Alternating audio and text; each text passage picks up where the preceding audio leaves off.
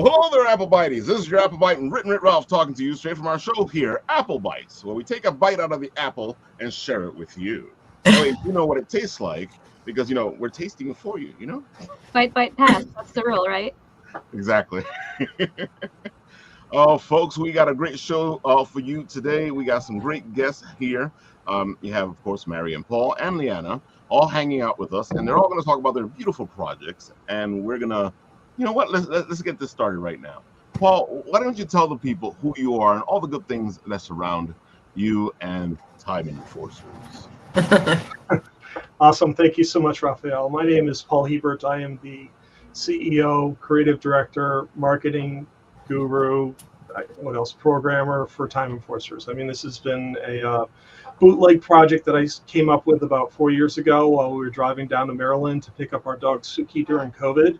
I wanted to come up with an idea for kids, seeing the challenges that COVID was bringing to education in an all virtual environment. And I said, why can't virtual learning be fun? So, and I felt really horrible for the kids going through this as well as the educators. I mean, it was a tough time.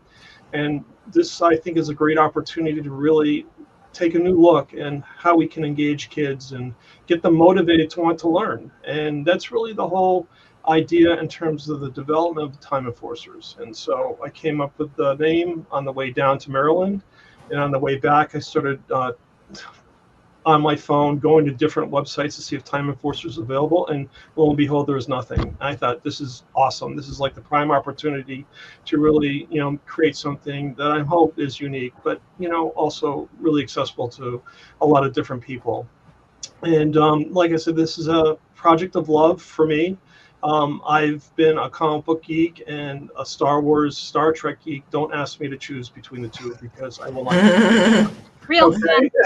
And I love them both fondly. And but comic books are near and dear to my heart, as well as the '60s Batman series. As much as people besmirch that series, I love it. I love. It is the best Batman. What's that? So good. Yeah, I love Batman. Adam West and Burt Ward. I'm going back to when I was a kid and just loading this stuff up. So, this is a lot of the, background that I had and trying to come up with Time Enforcers. So I really want to make this like an old style retro comic book feel, but also have some fun with it. And like I said, it's a comic book, so there really are no rules. And the way I look at this is, as the story develops, you'd be surprised in terms of things that are going to happen with this program. There's really no game plan as we go along. Things can happen that will be a surprise to everyone as it goes. So, like we were saying in Garden State Comic Fest, but that's the whole fun of it, and like Matt was saying, Batman's from the '60s is the fun one. It's the let's do stuff one. It's like let's have fun one, Totally agree. We actually met Tommy, who was dressed up as Batman. He was a Green Hornet. I can't remember if he was another character. Oh, he did a bunch of stuff that week. Oh, it was great. I mean, and then I met the other guy, who was his partner. He was the Riddler and Doctor Strange, which was awesome. But the cosplay was just really amazing. That flipped me out the most. I mean, it's all over my social media. I just was like flashing pictures. I don't need to put myself in so much, but I just want to get these people up because some of the costumes are just incredible. That show is just amazing. But it kind of showcased, or showed, I should say, that you guys were having fun because I saw that you saw the costumes passing by. You were like, oh my god! You guys were like, you guys were the fans, and at the same time you were doing the table. It's like being a child again, almost. Exactly. Where you get to like see all of these things and be like super excited about it. Yeah, well, I totally mod. I mean, my middle name is Francis, but really it's Geek. So I geek out on this stuff totally. Mary can attest. I mean, we've got comic books in our house that are in boxes, like taking up every closet. So I know that feeling. Like I said, that's really the whole inspiration behind this is to have fun. I mean, really, if you can get kids to play this game and have fun with it, then they're going to learn automatically because it's not a chore. And that's really where we want to go with this. And having the history aspect to it also includes some STEAM aspects as well. I mean, they're learning about all different characters from history. Yeah. And I think that's really sets up this whole platform and framework to be totally expandable because how much history is there? Tons. That means there's going to be tons of levels for Time Enforcers to develop, and there's no guardrails on this. what we can do with it. That's just really exciting. Well, that's the whole fun of it, and yeah, you guys are doing a good job with this. I love how you guys have put this together. It really, like I told you when I was there at Garden State Comic Fest, my daughter, when she was remote, watching her do all that school stuff was like watching torture, because Yeah. they really weren't engaging the kids. No, it was a big challenge, and they didn't have the materials to really do it right. I mean, it's go from one class to another and sit in front of a screen. Who wouldn't get bored with that? I mean, it was, again, it's just a matter of looking at this and thinking about different ways. And part of the things we want to expand into with this is just more than a video game. I was talking with Raphael before this. We want to, I'm talking like big-headed now, like a media empire. So, in addition, You start small, you dream big, right? Exactly, you got to dream big. Right. But just one of the things we were looking at, and this actually came from my son. He is in computer programming, and he said to me, "Dad, this could be a really great opportunity to develop a program for kids in junior high and high school to have a curriculum set up where that will be like a project-based learning program from a whole semester of school from start to finish. You get a group of kids working together. They come up with an idea for a character in the game. They have to do the research, and then they go ahead and develop the character. That means the animating and drawing, and then they have to program the levels. And then by the time the whole project is over, not only have they learned project management and also how to collaborate with one another, they have a tangible asset that they've developed and actually is a real world product. So that's kind of what we're looking at in terms of expanding this out, into new realms. And that's really exciting to me in terms of working on. I know, Mary, you have a large part of this, because I know you understand the psychology, the nitty gritty of it. Why don't you tell the people who you are and how you're a part of this? Go ahead. Well, primarily supportive wife, which I'm happy to be. Paul's really the brainchild and the tech and art and coding talent. But definitely I was here to consult and chat with him about developing this with an eye for inclusivity, accessibility, and what they call universal design in my business. I'm a college adjunct professor, and I run a program for students with learning differences and helping to onboard them to college settings and help them to be successful.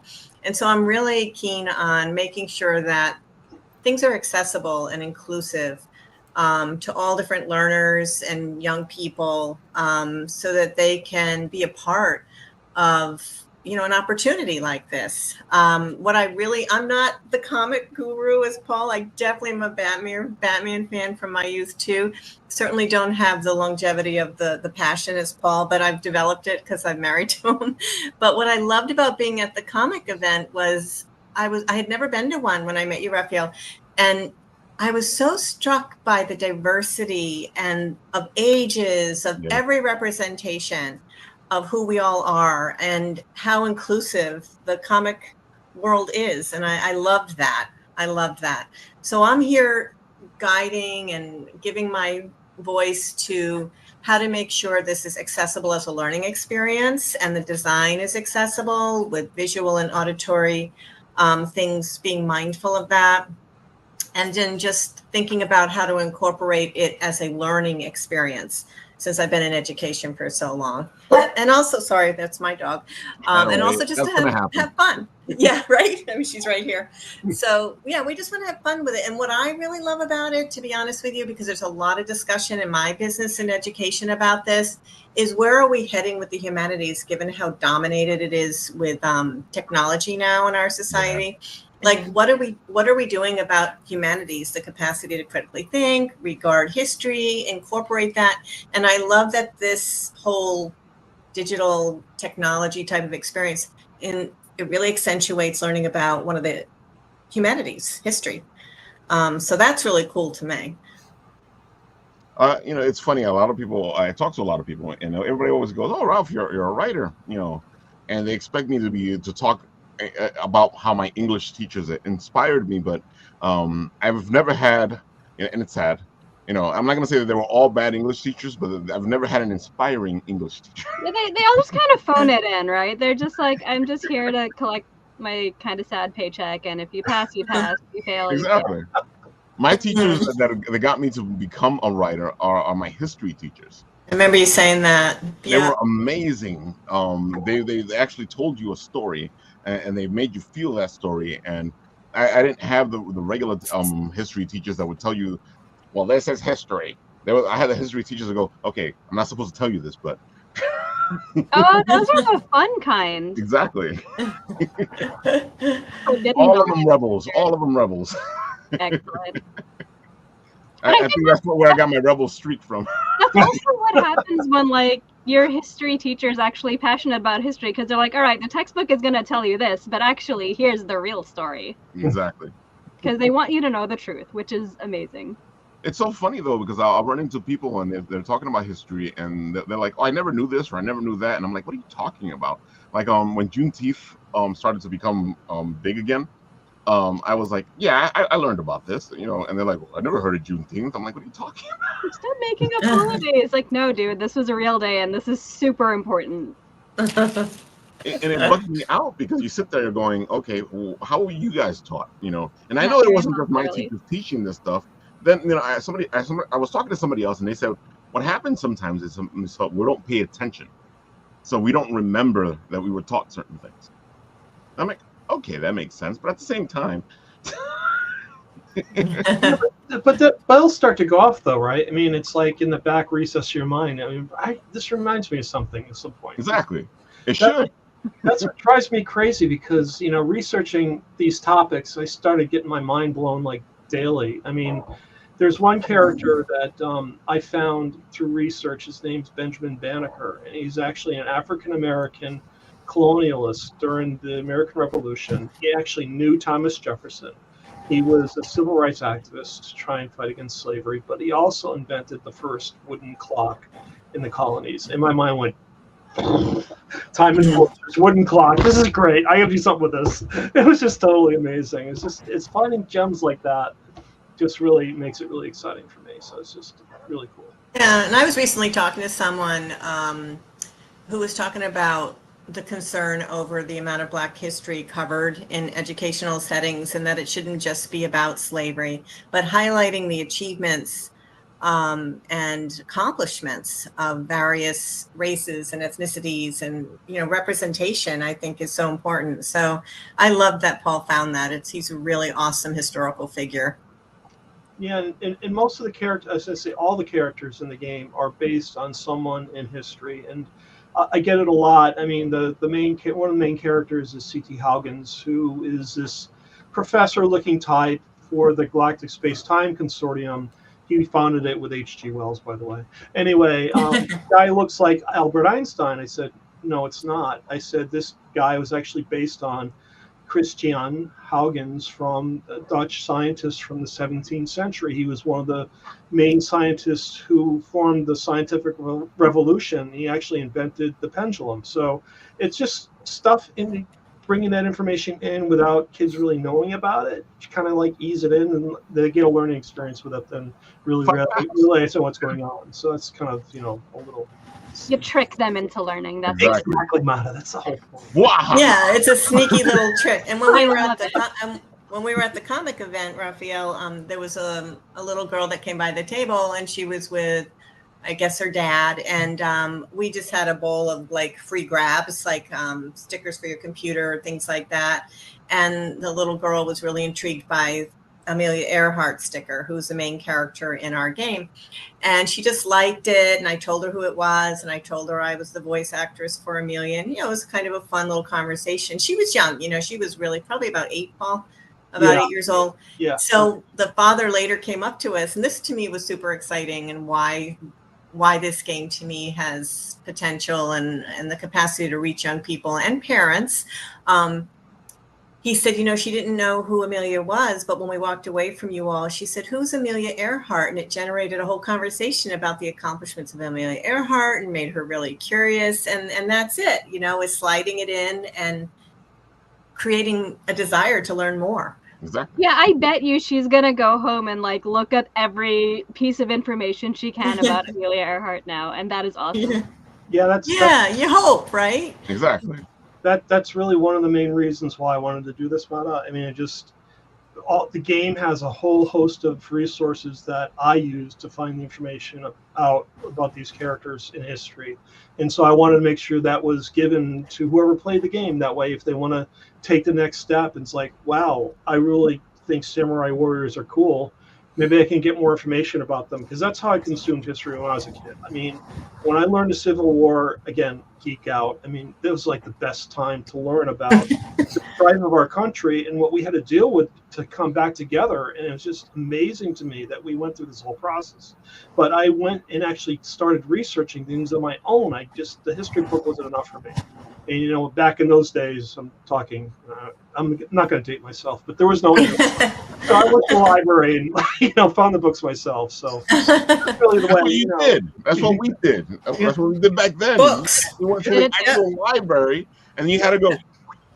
Yep, the building with the books. Yep. I still love my building with books. Exactly. Yep, I still love a building with books too. If you can see, I'm still books.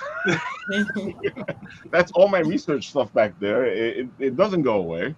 You know, and when I started learning, and Joseph Campbell was my big thing, and I ran into him on Channel 13 one day when I was just like watching TV, and then I fell in love with him, and I followed him ever since, and that led me to Carl Jung and a whole other plethora. Oh.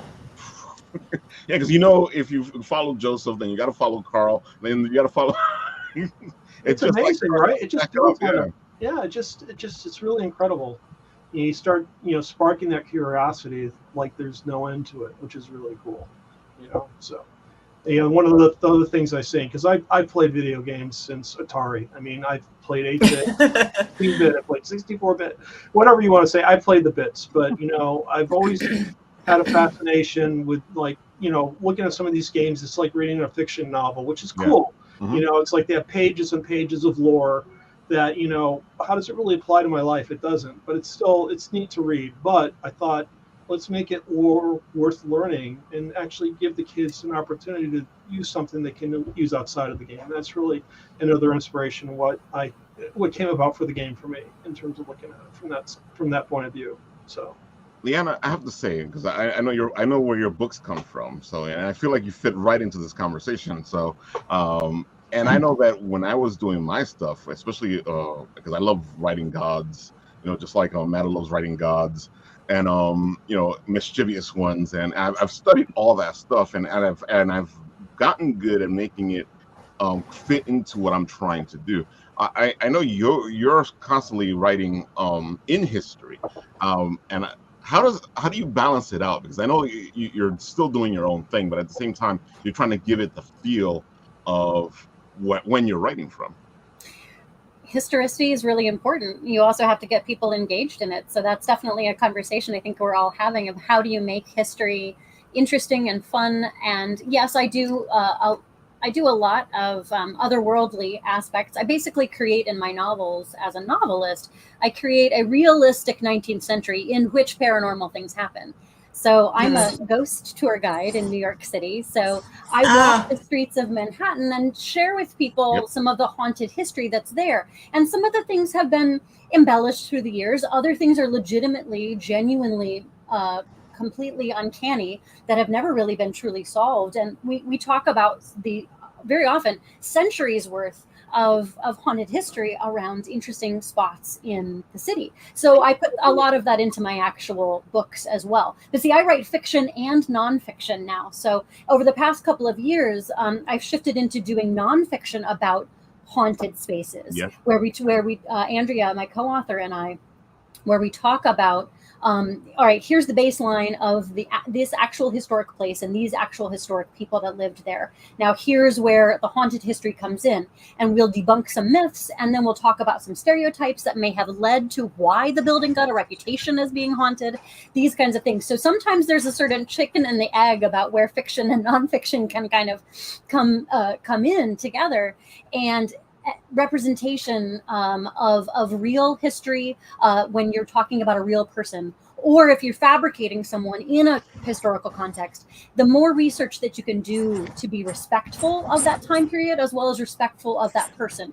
And if it's somebody of a different background than yours, then doing the research and hiring sensitivity readers to look at those types of things to make sure that you are that you're actually really working to not do harm or reinforce harmful stereotypes in what you're doing historically. So those kinds of things, reading diversely, having a diverse group of people around you, taking in diverse viewpoints, that's so important when you are writing any kind of work, but particularly when you're looking at history, because you need to include some of the marginalized people whose stories weren't originally included historically. And so that also factors into why I'm doing the theatrical production that I'm doing as well. So we can either segue into that, or I can answer other questions. Oh, right ahead. Segue right into it. I like your books because I love weird haunted history things, and I would love to know more. Yes. Exactly. So I will say my latest book, you can see it's here behind me. My latest novel, it is nonfiction. It's called A Haunted History of Invisible Women, True Stories of America's Ghosts, and it is co-authored with Andrea Janes, who is the founder of Burrows of the Dead in Manhattan, which is New York City's top macabre tour company. And I was her first employee, so we've been working together for 10 years. And we started writing together a couple years ago when an editor who took one of my ghost tours said, "I love your fiction, but I think you need to do a nonfiction about some of these stories you're talking about." So that's where this nonfiction book about real history, real women, real ghosts came in. And again, we do a little debunking, but we also share some of the things that can't be debunked, the things that are real, true, uncanny spectral experiences that often have a really long documented past. So for us, representation is so important. That's where it comes to Let's Misbehave. Historical representation is really, really critical. So in addition to being a novelist, in addition to being a fiction and nonfiction writer, in addition to being a ghost tour guide, I'm also a professional actress. So I was classically trained and went to school for theater, got a BFA in theater performance, and then went touring around the regional theater circuit around the nation, and did a lot of great leading roles in a lot of wonderful different regional theaters. And I joined the union, Actors Equity. And then I realized I really wanted to focus on some of my books. So I took a bit of a break from doing much professional theater. And so after years of not doing a full theatrical production, I finally am ready to come back to the stage to do something I'm really, really passionate about. And that's this play. It's a brand new play. It's called Let's Misbehave. It is a jazz age romp. So it's set in the 1930s era of London. So it's a really fun environment, but it focuses on a group of marginalized gender identities. So in this 1930s setting, at the core of the play stars trans characters and queer characters who at that time period had different language for what being trans meant, different language for what being queer or having a different gender identity or being non-binary. Any of those things meant in the 1930s. Folks were still around. Folks have always been around. How people have talked about those identities has changed through the years. So the playwright, who is a trans man who is writing this lovely play about existence being resistance. And in this particular capacity, we have about 3/4 of the cast is either trans or non-binary performers playing in a historical play about queer and trans joy. The character that I play is called the Countess, and she is a baddie, larger than life, completely fun and over the top character who is, every time you see her, a different goddess that she has decided that she is reincarnated as. And she's the ultimate ally character in that here she is, she's older than the rest of the cast, and she is married, is a countess, she's married into wealth, and she hosts these lavish parties that protects this little underground scene of queer and trans youth. And so I love the fact that she's sort of their benefactor and protector by throwing massive parties. It's sort of like life goals. That's the kind of ally I want to be. So in this particular regard, it's just a really fun way to have a celebratory experience about identity and being yourself and being able to find your people and find love and find romance at a time when that was socially not fully out or able to be proud or able to be even really vocal about the truth of the situation, and yet still there were folks who were finding their joy. There were folks who were finding their people. There were folks who were finding their family and finding out who they were. And so this, is basically just a lovely romp of a show, but it does talk about that historic representation that very often was left out of actual history books. There's plenty of 19th century photographs of queer couples and of trans folks. It's just that, again, the language would have changed and it would have been different from one time to the next. They were roommates. Celebrate some of that history. Yeah. Definitely, and it's funny because I feel like society today goes, this just showed up a couple of years ago, and you sit there going, no, it's been around for a long time. That's the thing too. It's like with diversity too. It's like you're talking about with Time Enforcers. There are these wonderful historic characters of all kinds of different racial backgrounds who are doing incredible things. It's not like the 20th century created diversity or these different gender identities. All of these things have been around since the dawn of time. All people have been around since the dawn of time. It's just a matter of, okay, well, let's reframe how we talk about history and make it more inclusive as we go. Yep. Right. Totally agree with that. Yep. Totally. 100% behind that.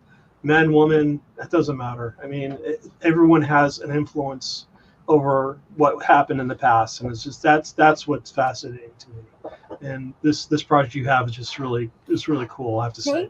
Thank you. Yeah, we are crowdfunding because one of the things that is difficult when you do have a lot of folks with marginalized identities who are at the core of producing something, this has been a labor of love for the writer, for Lawrence Bello, the playwright, wanting to produce it himself with a cast that him and director Eve Goldfarb have chosen directly. And I've been honored to be a part of this show since its very first reading. And I fell in love with the character of the Countess and fell in love with just the whole sweet nature of this show. And so it is being fully crowdfunded as an independent theatrical production. So a brand new theater company was created just for the purposes of this show. Wow. And are paying union wages and union comparable wages to, some marginalized gender identities who very often don't have a whole lot of roles in traditional theater spaces to play that get to showcase their gender identity as they would want to be seen and would want to be on stage in something that lets them be the starring role. So that was really important for all of us to sort of have the type of control over the production environment and say, you know what, we have the capacity, let's try to do it and see if folks want to be a part of it. And the really neat thing about that is that we've been working with the Actors Union, Actors Equity, to make sure that we're doing this that can give nice wages to those who are working on the show, and also offer a virtual ticket option so that people can watch from anywhere in the world. We are doing an actual show. That's a good idea. Okay. That's a great idea. We're doing a show in a theater at the Cambridge Foundry on August 23rd through 25th in Cambridge, Massachusetts. But also with this angle of you can buy a virtual ticket for a one live stream access, a one-time watch of the show from wherever you are in the world. Because again, we want this to be accessible so that everyone can have a bit of a party with us. It's a whole show about having a party, basically, and about finding your people and about finding love and acceptance. It's got a great message in that regard. Plus, it's a little sweet, a little saucy. It's got something for everybody. And so yes, it is definitely something that lifts up the queer community, but it's also for allies. It's also for anyone who enjoys period pieces and drama and fun. Very Noel Coward kind of vibe. And again, I'm really proud to be a part of something that's literally grassroots independent theater that is kind of doing its own thing outside of a staid institution, outside of something that has, it is a longstanding theater company. I love longstanding theater companies, but I also love being a part of something that's really brand new and fresh. Here's a question for all of you, because as a history buff, I've realized, that you have this thing now where history has gotten like this really bad rap, where everybody seems to be taking it and going, well, you're only using that for this, or you're only using that for that, or all of a sudden now this history. I'm like, no, this history doesn't all of a sudden exist. This history's been there the whole time. You just don't like where this history is going, what's happening with this history. What do you guys think? This is happening. What do you think that history has gotten this weird taboo-ness to it now? Anyone can start. Good question. Are you trying to say, Raphael, that sometimes history is used to the advantage or disadvantage of an argument, or the way something is presented or slanted? That too, but I find that what's happening now is that they want to have you forget history. They want you to go that, create a new one. Yeah. Don't bring it up. Why are you bringing it up? And it's not just one side or the other. I feel like both sides are doing it, where they're like, why are you bringing that up? There's no reason to bring that up. That's in the past. You don't need to know that anymore. Exactly. Well, I definitely think people don't like being made uncomfortable, and there's a lot of uncomfortable things about history. And so if people are too fragile, frankly, to handle the fact that history has been violent and bloody and unfair and unjust, I'm sorry, but I don't care about that fragility. I don't, because I care more about the people who have been hurt through history, by their stories not being told, by oppression, by marginalization. And so I think it's coming from people not wanting to confront the discomfort of the truth of history. And I think you need to lean into the discomfort, because that's the only way you're going to stop injustices from happening again. Yeah, I just to that point, I mean, people aren't perfect. As much as people think they're perfect today, they're really not. And I think understanding those imperfections teaches people, well, maybe we shouldn't be doing what we're doing now because it didn't really work that well in the past. And, it's the old saying, those who ignore history are doomed to repeat it. Well, you have to understand where we came from to know where we're going, right? Exactly. I mean, it's pretty simple as that. And like Leanna said, I mean, yeah, there's some really bad stuff that happened, but we got to know about that bad stuff so that we don't do it again, and become better people for it. So I think ignoring the history, ignoring, things that happened is a total mistake. And I think if the information is presented in an unbiased way, and it really provides the information in a scope that people can assess it and really understand it, then they appreciate it more, and they think, well, this didn't work before, maybe we try something different, and see how it goes. I think That's people very think that rational. truth has, I'm sorry, what's that? I know it's such a rational stance to have, and it's amazing that there are still people who are just like, no, this makes me uncomfortable, or it makes me feel guilty, and it's like, well, you didn't do it, but it would benefit you to at least just know about it. Yeah. I think people think that the truth has some kind of agenda, and I'm like, no, the truth is just the truth of things. Now there is misinformation, and misinformation has an agenda. And I know as educators, I'm sure Paul and Mary, you are fighting misinformation all over the place. So we have to really get, media literacy is now more critical than ever before. So there's agendas with that. But when we look at, stuff that is historical record, that stuff doesn't have an agenda. The more of that historical record we have, the better we are prepared for what's ahead. Yeah, I agree, Leanna. And I think that, unlike when I was growing up and learning, and you had to go to the building with the books to get information, and the school with the teachers to get the information, kids have accessible, they're at their fingertips in their phone. There's a whole computer in the palm of their hand constantly to access information. And so what I've been focusing on as a professor and working with young people, and even my own kids, is not just teaching facts and information, but how to think through that information, evaluate the credibility of the sources, the perhaps agenda of the sources, the slants that are embedded creatively in the sources, and be able to think as an independent person. And I heard my son reflecting on this recently about politics, like how do we develop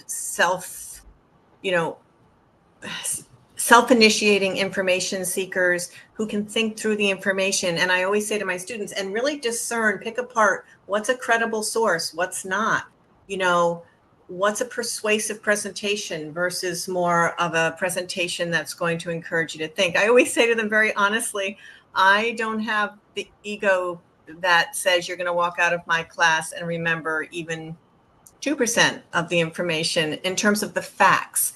But if you walk away with the message that you're being encouraged to critique and think at what's coming at you 24/7, including from a professor or online, then I feel like I've move the needle into a more positive direction, right? So I think like with Time Enforcers too, it's, you know, delivering factual information and such, but encouraging discovery, encouraging, you know, one time one of my children, when we watched sort of an uncomfortable movie when they were sort of at like your child's age, Raphael, they were early middle school. I remember one of my kids reacted to it, and my other child said, what's art if it doesn't make you think and feel? And I thought that was a remarkable young insight on his part, and it stuck with me. And it's true, we've got to be able to squirm comfortably, Leanna, like you were saying, and be okay with that. You know, as the keepers of being adults guiding these young people, I just think it's our responsibility. Does that sound too heavy? But I believe that. It's not too We're going to heavy. create, yeah. And I think delivering information helps people think and reflect if we allow them and encourage it, right? I was going to say it's not too heavy because that's exactly what my history teachers would do. They go, I'm giving you this information. You're supposed to go out there and figure things out on your own. You know, just because I said something doesn't mean that is what it is. It just means I've given you this information, and that's time for you to go out there, earn this information, figure it out, do the research, you know, and find out what's the real truth. Then how is it going to be relevant to your vision of how to live life and be in community with other people and make the world a better place? I mean, you'd hope that would be the goal, right? But we want our young people to be able to think independently and be responsible and regard history and incorporate it into the present. And so it's a lofty goal for a digital comic book history game, but it starts young. It starts with the young people to support creativity and motivation to learn, right?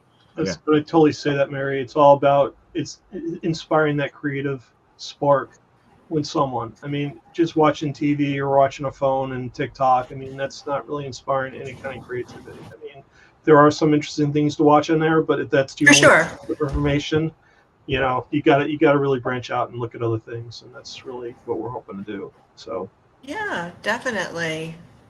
And that's exactly what's supposed to happen. You know, you're supposed to be inspired to go find out stuff. I love the story about the little girl, and she hears this new thing and she goes, I gotta find out more about this. I want to know more. And you know, Paul and I were thinking ahead to like additional marketing, you know, not marketing, but tangibles that event, you know, because kids like stuff like that represent what they're into. And yeah, I mean, yeah, we all do, right? And and we were thinking of how to encourage, like we were reflecting on that little girl's reaction to this simple little vinyl sticker for her laptop or whatever. And I was just thinking about her, and I'm like, gee, what I would hope is that she walks away amazed at what a woman in the times, like you were talking about, Leanna, in the context of the times that woman was living in, where wearing pants was like, woo, and let alone get into a plane and fly across the Atlantic, right? Exactly. Will that inspire her for her own vision of what women are capable of, right? So again, that self journey as a result of knowing pieces of history from those who might have historically been a bit marginalized, women being some of them underrepresented in contributions to my field of psychology and education, et cetera. Just, and we can go on and on about all examples, right? But, you know, the inspiration behind all of those things is amazing to think about being a part of generating for young people. Yeah, I mean, just the whole aspect of Amelia Earhart, Helen Keller, it blows my mind what these women did, you know, in times when people said they couldn't do it. And they put up barriers for them not to do it. I mean, Amelia Earhart's parents didn't want her to fly an airplane. They discouraged her from flying an airplane. She said, I'm doing it. And it's just that initiative and that resolve that is really, truly inspiring. I mean, it's just really great stuff.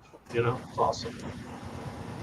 Also, kids want to learn. I mean, like a kid will pick up something and they'll just be like, what's this? They'll have like a million questions. Exactly. And they're curious. Yeah, they're curious. They want to learn. They want to know what things are. So like that should be encouraged instead of just being like, shut up, kids, stop asking questions. Like, we don't want to do that. Yeah, no, we definitely don't want that. Questions and like encourage them to, you know, even become grown-ups that ask questions, because like you don't grow out of that.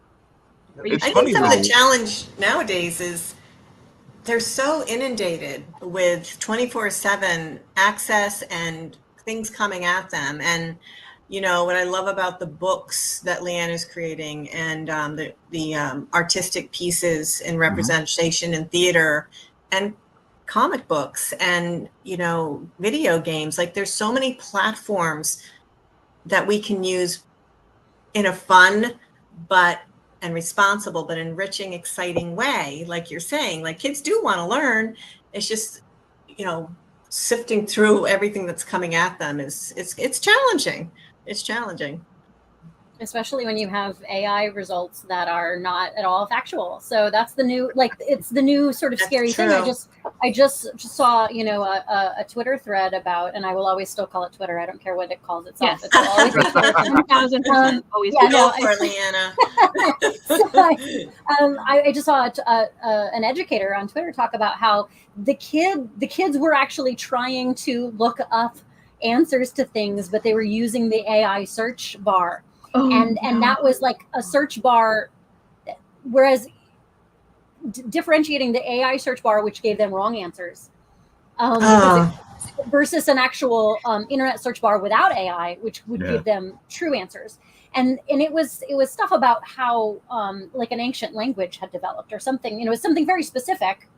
Right. And here they thought they had found this pretty comprehensive answer, and none of it was actually true. And so that's a bit scary. That's the nightmare, I think, for educators right now, is when kids think that they're actually doing the right thing and they're looking something up, but they're using a tool that is in fact misinformation. Why is it so bad, and why is it allowed? Why is it allowed on the internet is what I want to know, because it's all been trained off of stuff that's been stolen. I mean, we're all artists, we're all writers. Yes. I had 7 of my novels were stolen without my permission. Wow. Oh my goodness. Fed into the machine. And so I am one of, you know, my literary agent knows this, and I'm in a database as many of just about most of my author friends have at least one book that were, you know, in this database. And so all of this stuff that's been stolen, and it doesn't come up even with the right answers, all it does is really waste energy and our planet's resources. And so that's really what's scary for me, for educators right now. And so I don't envy people in the classroom right now having to differentiate these things and just to sort of explain, okay, well, this search bar is going to give you something silly, and this bar is only, you know, and this one's the one you want to go to. But even then, at what point, you know, how do we really try to find the truth? Even just trying to do research for those of us who are adults and who are trying to do research on books has become more and more difficult, because you have to search through all the things that are not actually valid. That are that's the thing that I start with, like the tried and true sources that I know are going to be more or less factual, and then really reputable. Branch out, because as a historian, I don't claim to be a historian, but I'm writing history for a game. I have to understand the subject I'm talking about in the game itself, and so that means educating myself about it, so that anything I pass on to someone is going to be valid. And that's my biggest concern. I don't want to be passing misinformation. That's not the point of this. It's really to get kids inspired to learn on their own. So if there's a reference in the game, I want to make sure it's pointing to the right source so that they can go to get the right information. That's really important to me. Don't want to be telling kids that they're allowed to eat 1 small rock a day. Yeah. Right. Oh, no, we ate dirt as kids, though, Matt. We had no problem with that. I've eaten some rocks in my day. I turned out okay. I ate dirt, I ate rocks, I ate a lot of stuff I wasn't supposed to eat. Bugs. It's like, Let's not talk about the bugs. You see it in The Lion King, and you know they're like, oh, slimy yet satisfying. You're like, all right, Exactly. well, fine. Yeah, I was. We had a woods in our backyard when I was a kid, and we just get on our bikes and go. And it was one day I was at this one part of the forest. It's kind of forest, I guess. But anyway, sitting on this mound of dirt, and all of a sudden I'm feeling all these like things from my skin. And this mound of dirt was actually a red ant hill. Oh. I was like, I've done that. I've stood on a red anthill while fishing. And no, I got up pretty quick. It was like, Bring a chair. I've been on one too, so I can't say that. I feel like it's like a rite of passage as a human to just accidentally settle down on a red handheld. Oh, it's horrible, man. Oh, I think a lot of kids are missing that though, no matter. I really do. I think they're missing that. Unfortunate. Everyone should have that hopefully once in a lifetime experience. It's a Everyone should be learning, terrified by teachable nature. moment. Yeah. Everyone teachable should be. Yeah. moment. Everyone. so I see that you're doing this contest, so you can pick the next what is it? The next person Character, telling the story, yeah. the next character telling the story. And I know that that's what you did with the first one. You know, the first part of the game. In that one, you guys ended up picking the one you wanted. Well, I'm continuing it out, Raphael. So I thought the response at the con for Garden State was really impressive. I mean, we had a lot of people really take part in it. So I figured let's continue through the summer. I mean, I'm going to be attending other shows, and I'm going to be doing email blasts and all that kind of good stuff. So I'm extending this out to the end of the summer for people to take part. And so at this last show, we actually handed out prizes. I mean, the girl that Mary's talking about actually won one of the prizes, and She won one of the raffles. yeah, her dad said she really wants a picture of Amelia, so I gave her, the frame print of Amelia Earhart. Nice. And, a whole bunch of other swag. And I gave her a T-shirt, and you guys are welcomed as much swag as you want. So I'm happy to give that away to you guys. So wait, do you have a link for where people can vote for this? Yeah, so it's on the site. I mean, if you go under Heroes and Villains, there's actually a link to the contest, and then you go in there and you actually hand over your email address, and then you actually go up to the. So you have to hover over it, right? And there's like a drop down. There you go. Next Time Enforcers next agent contest.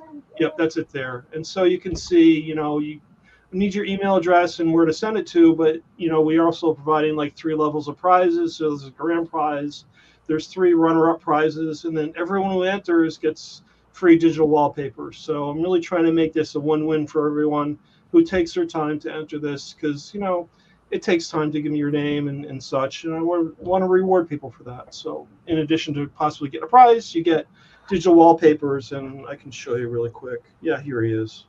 Let's see if I can hide this stuff. That's Kaizen. Hold on, I'll put you up. On the phone. So it's either Kaizen or it's Chronolith, and it's for your phone, it's for your tablet, for your desktop. I get them on my computers. I love it. I eat it up. I love it. So I put the link there in the chat, so you guys who are going to go, well, I'm too lazy for that, Ralph. There it is. It's in the chat. No, that was good. Be a part of this. Yeah, it's awesome. I mean, the grand prize is like, you get a cap as well. So we get our, time. It's a good cap. I really like it. Yeah, it is a good cap. Very useful this time of year. Yeah, very functional stuff. Yeah, your cap has actually saved me a couple times, especially from, now that I'm going bald from getting some sunburn. Yeah. So it's fun. I think the fun part is hopefully getting kids of all ages, from every age right until adulthood, excited about history and being engaged and feeling like they're picking characters and seeing them come to fruition. I mean, Paul does. We were in Rhode Island recently visiting some family, and we were on the beach, and he had a sketchbook out on the beach, and he turned it around and he goes, here's a preliminary draft of one of the characters. Like he starts with it and he sketches it, and he's trained artistically as well as all the tech knowledge. There he is. So I sketch first and then I go. So that's Togo. Yeah. So cute. So he's developing. He's always developing. Lionheart. So I'm old school. Oh my God, too sketch cool. first and then I go. And Shout out to old school. Paper is the best. Exactly. Yeah. Paper still works, and I think it's cool as someone living with him, right, to see this go from beachside sketches to something that becomes an art form online, marrying the digital with his artistic background. Not to brag, but he's really a one-man band in a lot of ways with his talent set, and it's really cool to see how he's brought this all together. It's cool, like Leanna, multi-talented, integrating the written word with performing arts. I mean, I love that.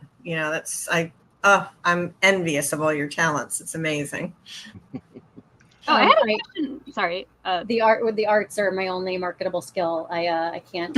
I can only do things in the arts. I have nothing else I'm able to do. So I have It to only do takes several. one thing, right? I have But to, like I have you to be able say, to do several because you need several to be able to make a living. You need to be able to juggle several. there is a practicality. That's why There's that. Paul's, marketing executive by day, Right. comic guru by night, right? Right, So, right. I mean, yeah, but to have such a gift in a particular arena is wonderful, Yeah, VMod is great. I mean, I use that for all my voices, and I can play anything I want. It's awesome. But we're hoping to branch out for, voice Voiceover characterization and talent, but- representation as the company develops. I think it'll be cool to bring in other individuals for voice talent representing the different characters. Well, if you need a voice, I'm right there. I know. We've been chatting about the people we've met. There you go. I'm tapping everybody in this call. No, and even some of the wonderful artists at the Comic-Con Oh my that God, Paul yeah. is just like starstruck with. And we were like, wouldn't it be cool? Like we start like dreaming of like how to engage all the different talent out there. It's, it's exciting. Art has endless possibilities, much Amazing. like history, right? Yeah. It's cool. One of my prior lives is actually, I was one of the founders of a New York Metro magazine. This is back in the 80s. And called Metro. Yeah, we were dating at the time. Yeah, I'm on the Metro. Yeah. Yeah, we call it the People of New York, People magazine in New York. And I've never met so many creative people, and I did that experience, artists, photographers, writers, and just I get inspired by that. I mean, I think creativity spawns more creativity, and ideas spawn new ideas, and that's what I love about the collaboration the most. I mean, I don't want to do this forever myself. I really want to expand this out and bring other people in, because I think that's the true talent of having a platform like this, is really making opportunities for other people to express their creativity. And I gotta say, I miss magazines. Yeah, I do too. Yeah, I do too, Raphael. Yeah, they were a big part of learning in a different way too, and being exposed to things in our culture. You can feel it, It's just it's you turn in the something page about that. That's what I love about comics still. Yeah, the digitals is something else, but I love picking up a book and just reading it, turning the pages, what's going to happen next. It's the anticipation. It's all about, where is this writer going to lead me, and how's the artwork going to blow my mind? And that's what I love most about comic books. It's just, that whole graphic novel experience. Matt, what were you gonna novel. I'm sorry, Raphael, go ahead. Matt, what were you going to ask? Oh, I was going to ask how the game works, because we talked a lot about like the history aspect and the learning aspect, but like, what are the game mechanics? Great question. I took this project on. I didn't know a programming language, so I found a platform that I knew would be universal, which is Unity. I learned C# as a programming language. So in terms of the game itself, it's probably kind of crude looking, but I find it interesting. It's a top-down role-playing game, so you walk around like Link or one of the Mario games, and you go around and you have to go through the level and figure out puzzles. And the thing about it is, the digital comic comes into play as you progress through the game. So you start off with an introduction, the problems posed in terms of what we need to find out. Samurai Warrior Kaizen then goes and tries to search the answers. And so he goes through this role-playing game where he's like defeating Chronolith minions. And then you come to a port where you confront Chronolith for the first time. And then you have to realize, okay, now I have to keep going. And so you go to his realm and start doing stuff there. And then you run into this character called the Inquisitor. And the Inquisitor is this person who poses the questions. And basically you have to answer the questions in order to progress through the game. That's where about the history relevant to the game. Yeah. So like feudal in Japan. this case, the Inquisitor is posing questions about feudal Japan. They're not, brain teasers per se, but it's enough where you start to get a sense and a taste for learning. And I think about one of the games I played as a kid, and that was Fallout. And you had the pit boy on his wrist, right? Yeah. Well, there's this device in the game called the Chronoton that you hold. That Chronoton actually contains all the answers to the questions that you need to go through the game. So you're giving kids an opportunity to find the answers without having to look outside the game. They read through it, they find out what they need to do, and then they answer the question. You answer the question wrong, you get bombarded by minions. So it's like, there's rewards for answering the question right, and there's not many rewards for answering it wrong. So All right, fun so part of it. next question. Yeah. So in game, in order to answer the Inquisitor's questions, do you actually have to pick up the knowledge like in game and then answer, or is it that like if somebody actually knows the answer without having to go through the quest, can they just answer the question right there? They can, yeah. Like if it's something they just know off the top of their head, so they can just answer like that. Yeah, there are some very obvious answers, okay, and there's others that are not so obvious where you have to go in game and find out. And that's really, was trying to make it where it's a challenge for any level of learning. So kids that may not know anything, they at least have the opportunity to find the answers in the game. And some questions are probably obvious for some players, which is fine. Then you move through pretty quickly. But yeah, I mean, it rewards people for knowing things, and I'm the kind of person that when I'm watching Jeopardy, I love to feel really smug when I know the answer. It's true. I know that. Yeah, like, oh, I got this. I know that whole row over there. It's like Cliff Clavin. Yes. It feels so good. Yeah. Sorry, I'm dating myself now. But anyway, that was really the whole premise behind it, was to make it accessible for different levels of learners, and that's where I got a lot of assistance from Mary in getting that done. It's really making it so a parent can sit with their kid who might be small and have them, read the information to them, and they can figure out the answers themselves. Or you have mid-level learners that would probably need to go to the game and figure out what it is, and then older learners probably know what the answers are. It's like, yeah, this is a no-brainer, which is fine. So that's good. And but yeah, just the way I looked at it was trying to make it, a really multi-level experience for a lot of players. It's not really segmented for like the really early learners. I really didn't want to go down that road. I want to have a little bit more sophistication, because really, how can you get a BAM and a BAMF and a slug and because I have all the Batman graphics going on. And it's just bubbles, yeah. So, and I think we talked a lot about the pacing of the game, which is so important in terms of design for learning and reaching all types of learners with auditory issues or perhaps visual processing challenges, which dominates a lot of the work that I do with young people. And he and I really talked about like wanting to respect that and sort of dial down the intensity that's characteristic of so much gaming now. It's just so rapid fire. You walk away without, I don't know. I mean, maybe Paul can talk about this more. He's more of a gamer than me, but I felt like if it was going to be really a learning experience, which I think distinguishes this in the market, right? It needs to pace itself and not just be an inundating, intense, stressful experience for young people. And so I know what you mean. If you see it, it's a little slower, Test. That feeling of taking a test is especially a timed test with a very short timer.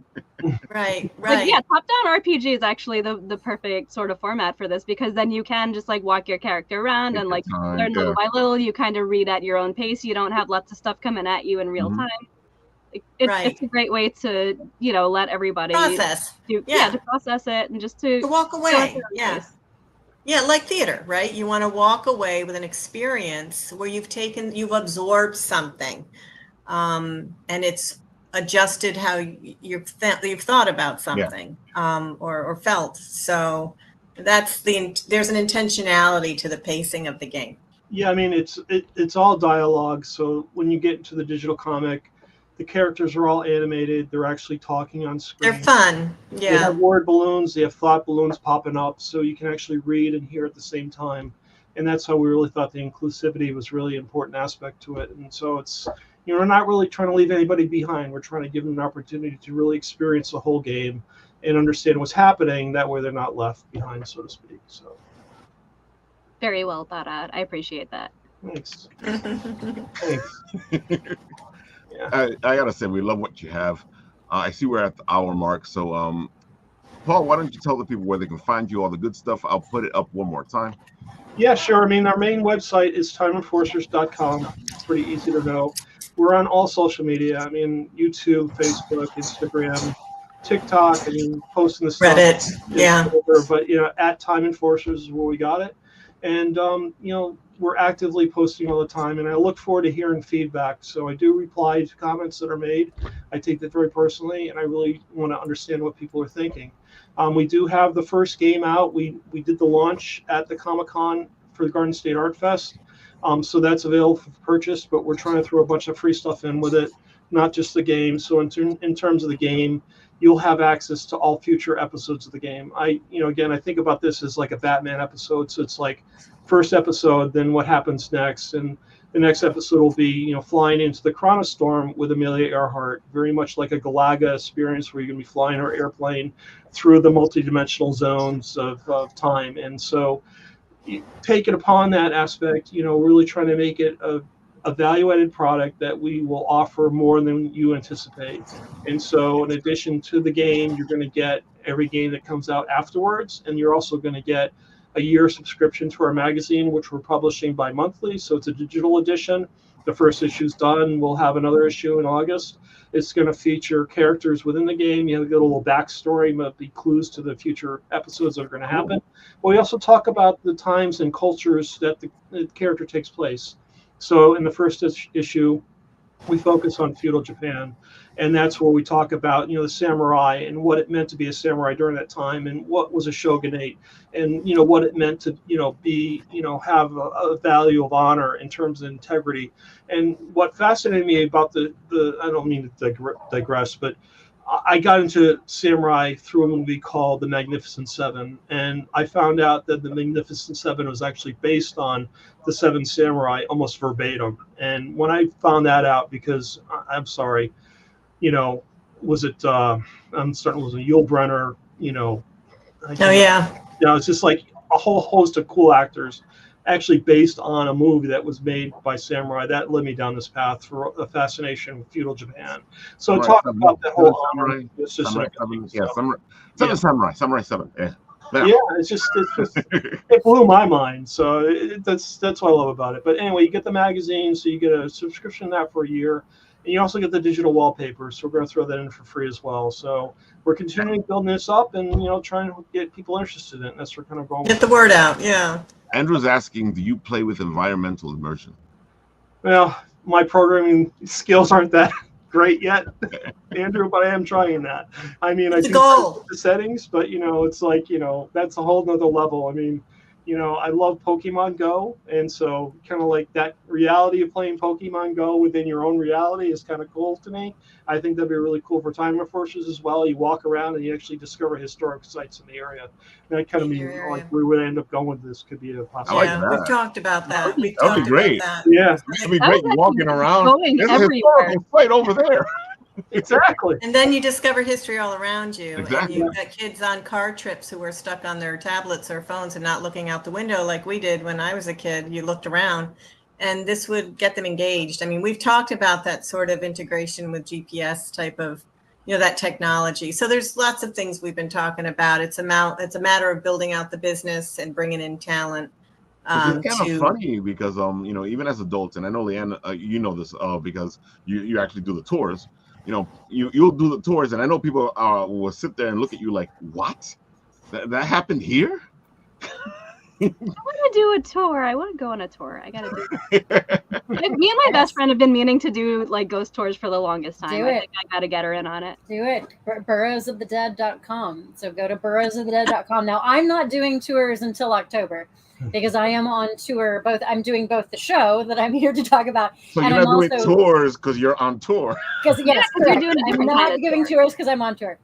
So correct. But in October, you all are welcome to find me on social media if you want to know what tours I am giving. Towards the end of October, I always do like a weekend where I'm just doing a bunch of tours towards the end of October. And it's on her Instagram. I see when it pops up. I've just been trying not to be busy in order to go and see Leanne. Yes. Yeah. So in terms of where you can find me, LeannaReneeHeber.com. That's where you can, if you type my name into your favorite bookstore's website, you will see books of mine that come up. And my most recent one being A Haunted History of Invisible Women, True Stories of America's Ghosts. That's our newest and most popular book, I have to say. And then show it off again, because I know it's right behind you. I've already got it on my wish list. I'm getting that because I need to read it. Great title. of Invisible Women, True Stories of America's Ghosts. Yeah, we're doing that little sort of that double meaning there with invisible, both in terms of spectral, but also the invisible labor of women through history. So yeah, now there is a book called Invisible Women that is actually about living women's invisible labor. So please also get that book, because we hope that we've given a boost of that with it. We're kind of referencing it with our title. But as far as the show is concerned, Let's Misbehave. If you go onto Kickstarter.com, we have 1 week left. So we have 1 week left till we hit our funding goal. And you get all kinds of really fun goodies. There is really cool stuff that you can get. You can get art. You can get like your own sort of 1920s jazz age poster. There's just really fun virtual tickets.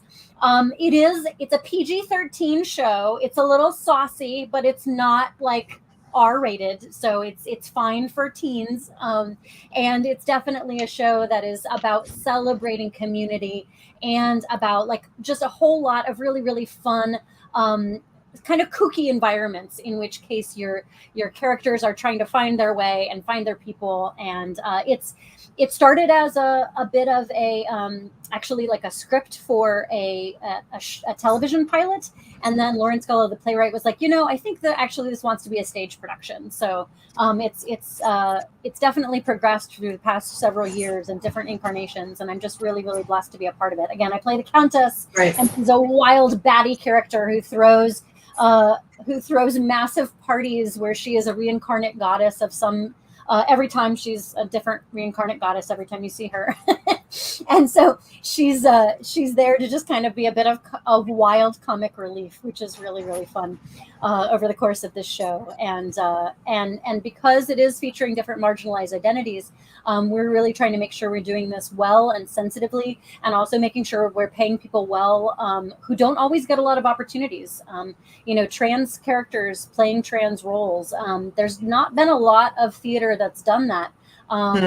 Theaters are starting to get better about non-binary casts and about characters as non-binary or trans characters being played by trans actors.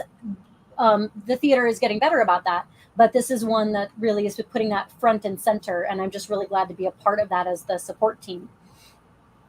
I really appreciate that it's like a joyful celebratory type thing, because there's so much of a demand for like queer trauma, if you know what I mean, where it's just like, everyone wants somebody's like sad autobiography where it's like, my dad beat me every day because I like boys, and I'm so sick of that. So I want to see something happy and uplifting and refreshing, and that is the point. I'm so glad that this exists. That is the point, and that really was honestly with Lawrence, as a queer trans man, as a playwright, going, we want to do a fun show about queer joy, and for people of the community and their allies and their loved ones. And so this is basically just, it's fun, and we hope that folks will tune in. Again, you can get a virtual ticket. The virtual tickets are only $13, and you can watch from anywhere in the world. And then we're doing an in-person production on the 23rd to 25th at the Cambridge Foundry, so you can join our party in person if you're local to Boston, or watch us from anywhere in the world. And there's also a chance to be a part of things. You can get ephemera. The playwright's going to write little love notes and various other fun little notes that you can have. So there's different souvenirs of the production that you can get at the different Kickstarter levels. So we're pretty close to funded. We only have just under 2,000 to get there. And because I am a union actor, they have to pay a little bit more money and do a lot more paperwork to use me as an actor. So I'm really grateful. So I'm trying to sort of do my part to really help promote this as we go in our final week of funding. So the company Instagram is Let's Misbehave Play on Instagram, and there's really fun videos they put up, and just information about the show, and a chance to connect with our really talented group of performers. I'm very honored to be a part of this cast. Yeah, they're very close, folks. They're like 1,000 and change away. Come on, folks. We can get them to 15,000. Come on. Oh, wouldn't that be great? I mean, a lot of action happens in like the last few days of a Kickstarter, so you could hit that 15K or more. Yeah, we've got program sponsors too. So if you have a business that you think, if you have like a historical business or a business of art that you feel would be a great community to tap into, then we have program sponsor slots available too. So. Nice. I like all the stuff you have. And folks, of course, again, I made it easy, and I put it in the comment section over there. So don't give me that crap. I don't want to go find this. That's fair. It's fair. I would have banked it, but I didn't know where it was. Exactly. Samantha, why don't you tell the people who you are and all the beautiful things you do? No pressure. So yeah, I'm Mata Sorcier. I'm a self-taught artist and writer in the Bronx.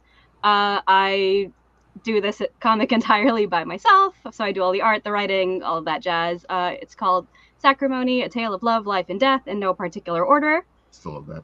It's the story of a girl who died, Here we go. but then And what got happened? better. She got better. And as with most mysterious resurrection stories, there's a catch. The catch is that she has no memory of her past, no idea why she has magical powers or wings, demon wings, that she has to hide from society. So yeah, it feels like, if you're familiar with the comic saga, it feels like that, but like not in space, and if the parents hated each other.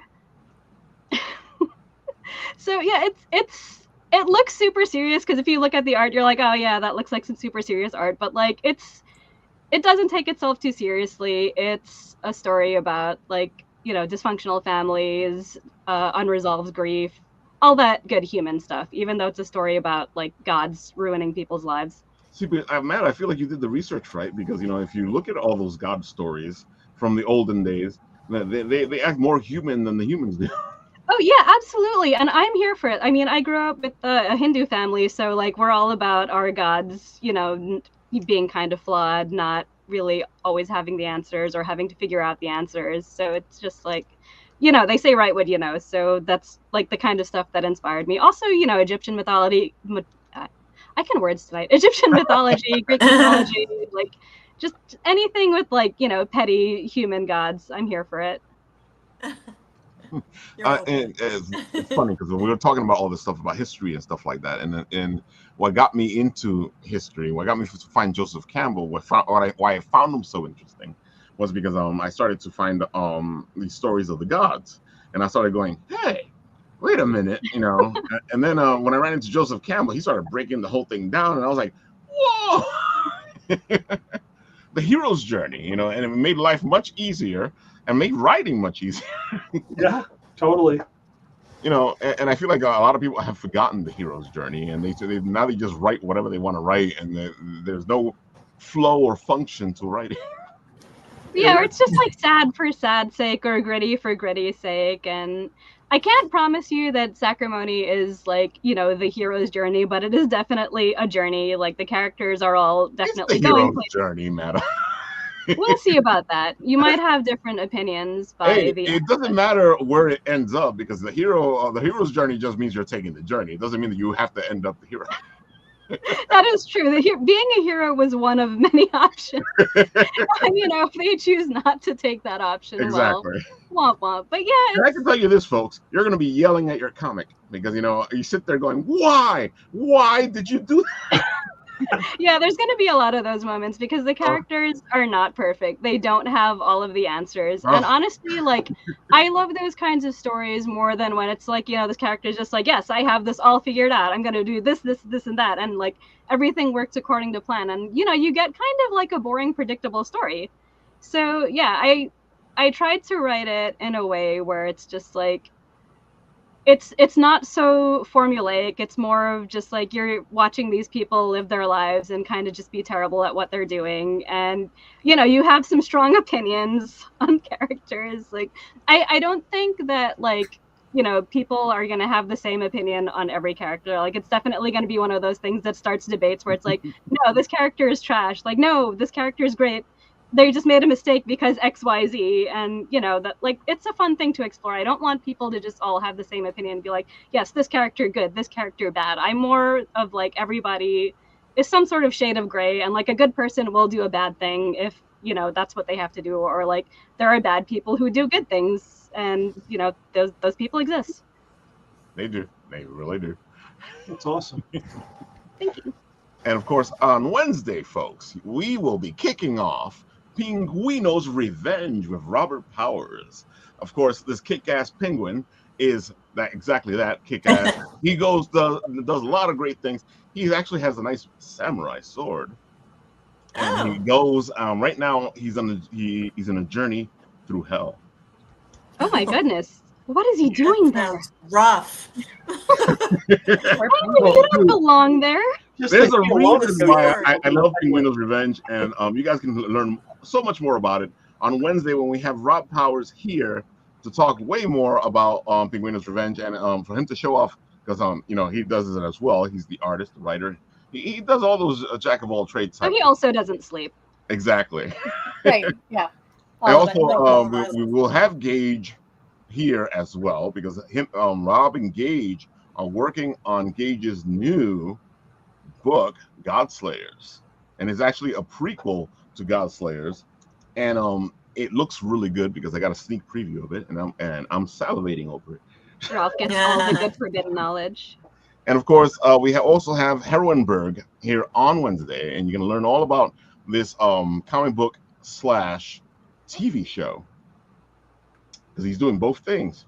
How? So join in and hang out with us on Wednesday for the Written Writ. Very cool. I don't know what else I had up here on my list, so it doesn't matter. You know what? Yeah, it's Because my list went away and turned into the same Kickstarter. I'm like, okay. technology working as intended. Well, thank you for your time. Oh, anytime, man. You guys are always welcome. You guys geeked out really good today. Loved it.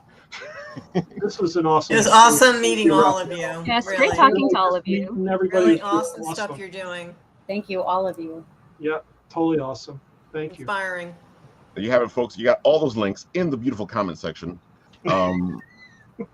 What is it? What, 5 people showed up right now? Of course, it's always towards the end. All of a sudden, a bunch of people pile in, and you're just like, "Why were you guys not here like an hour ago? What is going on?" But they can catch us on replay? recording. Yeah, they're recorded, so we're good. Yeah, Didn't miss out. You hear it, folks. You 5 people just rewind. these You know, have a I'm long old, life. All right, I'm old, so rewind. Be kind, Watch from the everyone. beginning. Press reverse. Exactly. Any last words, guys? Just thank you. You know, I mean, you were awesome when we met you at Comic-Con, when Paul grabbed you on knowing who you were and said, "Oh, you want to hear about our game?" And you were so patient, kind, and locked in to just listening. And we're grateful for people like you. Thank you. Like I told you there, and I'll tell all you guys out there, because you know I know you see me walking through the conventions. Dude, if you stop me, I'm gonna listen. You did. I love it. Because it showcases you have passion for whatever it is you're doing. So I'm going to That's sit true. there and listen to whatever it is you're going to tell me. And maybe I'll even do a little interview with you. You know, this is. Yeah. I totally You're great. appreciate Raphael, and just meeting, you know, Leanna and Mata. It's just been such a. Yeah, that was a bonus. Really. Yeah, I feel like my network Awesome. is spanning like bounds by now just by doing this. This is so cool. This is It's inspiring to part of find life. people who are willing to go out of the box and deliver something new in a platform where it can be heard and seen. And I just think that's something I think we're all sharing tonight, and including Raphael and your gift to bring it to people. I mean, and listen. So thank you so much, and wish you all well. I got to tell you, folks, if you're looking for some interesting books, Liana books are really interesting. They have that beautiful blend of history and Great. creativity. You know, that's always up my alley, because I'm a big history buff, and you know, I find that you write the best stories when you base them on some kind of reality. Well, this feels so full circle too, because I met Kadma. Oh my God, it would be what, 12 years ago now, when her and I were on set together. Yep. Doing, you know, working in the business in New York City, and just struck up a conversation. Just had the best.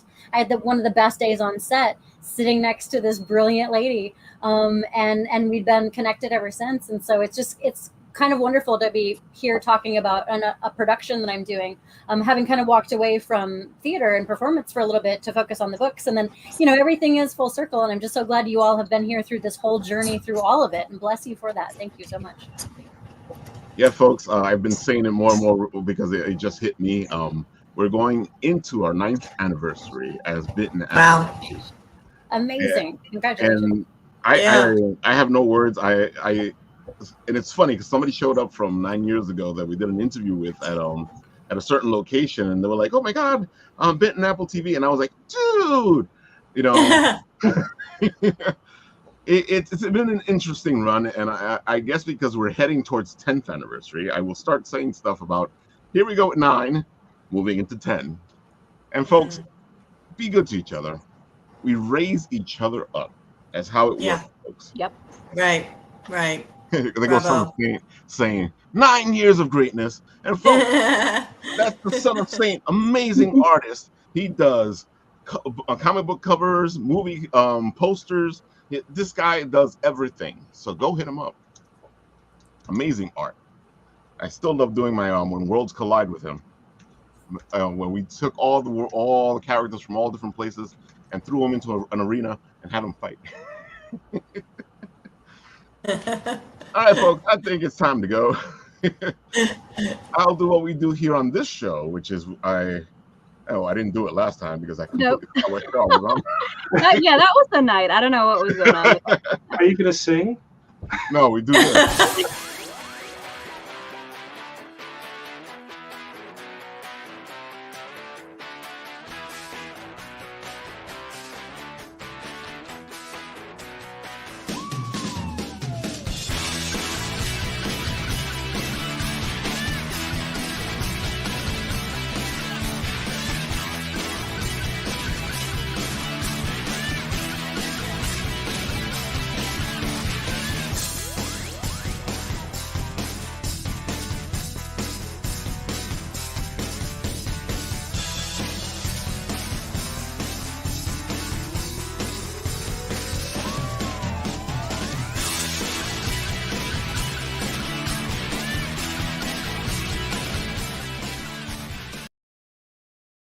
Bam, folks, get the hell